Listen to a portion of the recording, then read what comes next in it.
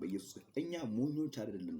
ሞኞች ስንባል በኢየሱስ ክርስቶስ ብልጦች፣ በኢየሱስ ክርስቶስ አላዋቂዎች ስንመስል በኢየሱስ ጥበበኞች ነን በኢየሱስ ክርስቶስ።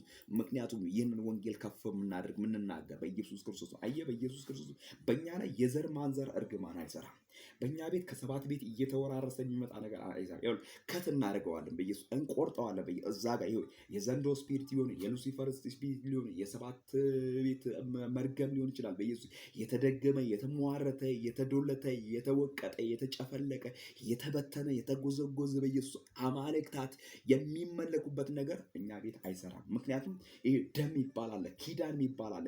ኪዳን በኢየሱስ ክርስቶስም በልጁ በኢየሱስ ክርስቶስም የገባነው ኪዳን ጌታ ኢየሱስ ክርስቶስን እንደ ግል አዳኝ አድርገን ስንቀበል የጨለማ ስራ ከኛ ይርቅና የብርሃን ስራ ወደኛ ጋር ይመጣል። በኢየሱስ ክርስቶስ እኛ ጌታ ኢየሱስ ክርስቶስን እንደ ግል አዳኝ አድርገን ስንቀበል እርኩሰት፣ ሟርት፣ ድግምት፣ አስማት፣ መተት በኢየሱስ ክርስቶስ ከኛ ርቆ በኢየሱስ ክርስቶስ የእግዚአብሔር ጸጋ በእኛ ላይ ይወርዳል በኢየሱስ ክርስቶስ። ስለዚህ እኛ ሞኞች አይደለም በኢየሱስ። ሞኞች ስንባል ጥበበኞች በኢየሱስ። በምድር 100 እጥፍ ያለን በሰማይ የዘላለም ሕይወት ያለን በኢየሱስ ክርስቶስ።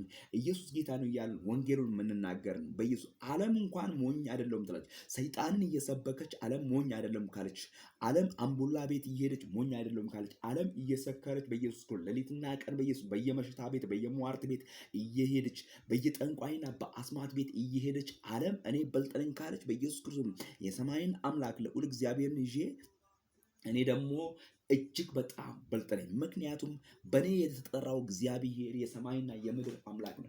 እግዚአብሔር ሉዓላዊ ነው። እግዚአብሔር ኃያል ነው። እግዚአብሔር ትልቅ ነው። እግዚአብሔር ገናና ነው።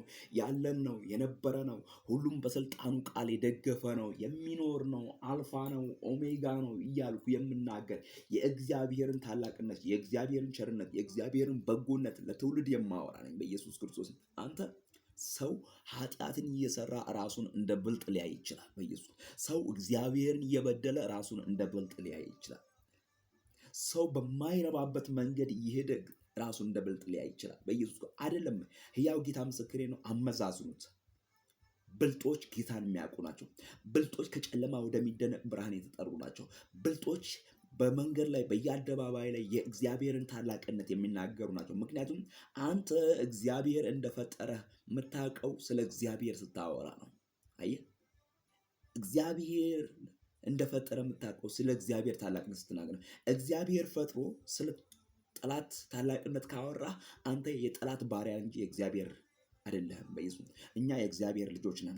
የእግዚአብሔር ልጆች ደግሞ ስለ እግዚአብሔር መልካምነት እናወራለን። የእግዚአብሔር ልጆች ስለ እግዚአብሔር ታላቅነት እናወራለን። በሌሊትና በቀን በጠዋትና በማታ ምሕረቱን እናገራለን፣ ቸርነቱን እናገራለን፣ በጎነቱን እናገራለን፣ አዳኝነቱን፣ ኃያልነቱን እናገራለን በኢየሱስ። ምክንያቱም በእኔና በእናንተ የተጠራው እግዚአብሔር እሱ የሰማይና የምድር ጌታ ነው። ሌላ ምንም ነገር የለም። መዳን በሌላ በማንም የለም። እንድንበት ዘንድ ከሰማይ በታች የተሰጠን ስም ኢየሱስ ክርስቶስን ኢየሱስን እናገራቸዋለን በኢየሱስ ክርስቶስም። ስለዚህ ዳዊት እንደዚህ ይላል በኢየሱስ ክርስቶስም በ14ኛ ወይም ደግሞ ከቅንፍ በ15ኛ ከቁጥር 1 ላይ አቤቱ በድንኳን ውስጥ ማን ያድራል? በተቀደሰውም ተራራ ማን ይኖራል? በቅንነትስ የሚሄድ ጽድቅን የሚያደርግ በልቡ እውነትን የሚናገር በአንደበቱም የማይሸነገል በባልንጀራው ላይ ክፋትን የማያደርግ በእግዚአብሔር ፊት ነው። ስለዚህ ይሄንን ማድረግ የሚቻለው ደግሞ የእግዚአብሔር ልጅ ስትሆን ነው። የእግዚአብሔር ልጅ ስትሆን የዓለም ነገር ከአንተ ይርቃል። የእግዚአብሔር ልጅ ስትሆን ለጠላት ሐሳብ አትስማማም በኢየሱስ ክርስቶስ። ጌታ የእግዚአብሔር ልጆች ያደርጋችሁ በኢየሱስ። ተባረኩልኝ በኢየሱስ ክርስቶስ።